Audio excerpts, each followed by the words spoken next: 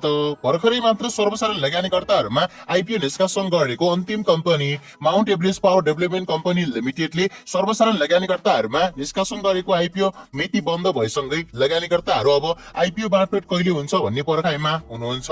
यो कम्पनीको आइपिओमा लगानीकर्ताहरूको आकर्षण भने एकदमै धेरै नै रहेको छ। यसर्थ यो भिडियोमा हामीले आइपिओ बाँडफाँड कहिले होला, कतिजना लगानीकर्ताहरूले शेयर हाट पार्न सफल होलान् र कहिलेसम्म यो कम्पनीको शेयर कारोबारमा आउला त, यी सम्पूर्ण कुराको बारेमा एकमुष्ट रूपमा जानकारी दिनेछौँ। त्यसकारण तपाईहरूले पनि Mount Everest power development company लिमिटेडको आइपिओ भर्नु भएको छ र आइपिओ रिजल्टको पर्खाइमा हुनुहुन्छ भने यो भिडियो स्किप नगरी अन्तिमसम्म हेर्नु होला। यस्तै खाले जानकारी पाउनको लागि च्यानललाई सब्स्क्राइब गरी हामीसँग जोडिनु होला। फेसबुक पेज र टिकटकमा हेर्दै हुनुहुन्छ भने फलो गर्नु होला। अब भने ढिला नगर लागौ विषयवस्तुतर्फ नै। Mount Everest power development company limited अब आइपिओ निष्कासन गर्न मिति सार्वजनिक गरेको अन्तिम कम्पनी रहेको छ।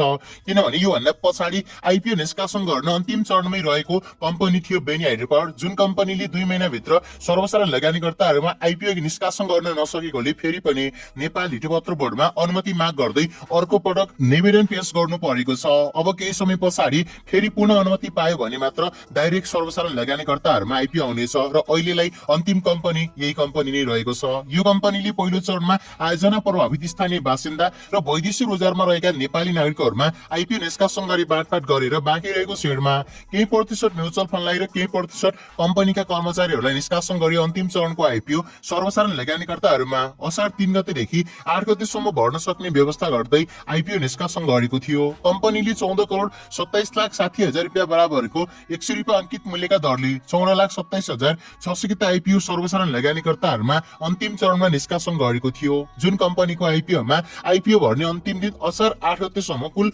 28,95,794 जना लगानीकर्ताहरूले आवेदन दिनुभएको थियो। उक्त लगानीकर्ताहरूले 3 अर्ब 14 करोड 46,28,000 रुपियाँ बराबरको 3 करोड 14,46,280 गते शेयरको लागि माग गर्दै आवेदन दिनुभएको छ। जुन कम्पनीले निष्कासन गरेको 14,27,600 गते शेयर भन्दा करिब 20.03 गुणाले बढी हुन आउँछ। यसरी यो कम्पनीको आइपिओमा माग भन्दा अत्याधिक धेरै आवेदन परेको छ। यसर्थ अब कम्पनीको आइपिओ बाँडफाँड गर्दा कम्तीमा 10 किताको दरले गोला प्रथाको माध्यमबाट बाँडफाँड गरिनेछ। यसरी बाँडफाँड गर्दा 1,42,760 जना लगानीकर्ताहरूले यो कम्पनीमा 10 किताको दरले शेयर हाट पार्न सफल हुनुहुनेछ भने आइपिओ भर्ने लगानीकर्ताहरू मध्ये 27 लाख भन्दा बढी लगानीकर्ताहरूको हात भने रित्तो हुनेछ। यसरी अब कम्पनीको आइपिओ बाँडफाँड पनि चाँडै नै हुनेछ। अहिलेको समयमा सम्पूर्ण प्रक्रियाहरू समयमै पूरा भइरहेको हुँदा सम्भवतः यो कम्पनीको आइपिओ रिजल्ट पनि समयमै आउनेछ। असार 16 गतेदेखि 22 गते बीचमा यो कम्पनीको आइपिओ बाँडफाँड हुनेछ। सम्पूर्ण प्रक्रियाहरू समयमै पूरा भएको खण्डमा 16 गतेसम्म यो कम्पनीको आइपिओ बाँडफाँड भइसक्नेछ। केही ढिलाइ भयो भने मात्र 22 गतेसम्म जानेछ। आइपिओ निष्कासन गर्दा Mount Everest power development company लिमिटेडको इपीएस 5 रुपियाँ 13 पैसा र प्रतिशत नेटवर्क टैक्स 6 रुपियाँ 84 पैसा रहेको छ। जुन हाइड्रो पावर कम्पनी भएर पनि एकदमै राम्रो वित्तीय अवस्था मानिन्छ।